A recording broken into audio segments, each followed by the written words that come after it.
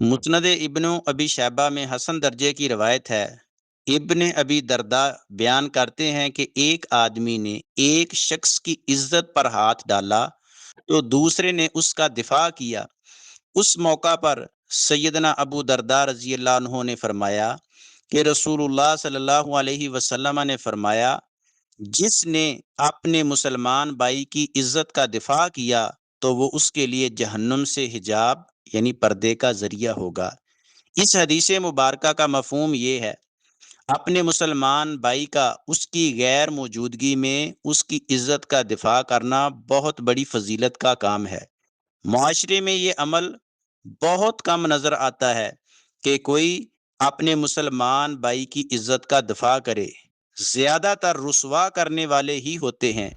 ایک روایت میں ہے، جس نے اپنے مسلمان بھائی کی عزت کا دفاع کیا، اللہ اسے قیامت کے دن آگ کے عذاب سے نجات عطا فرمائے گا۔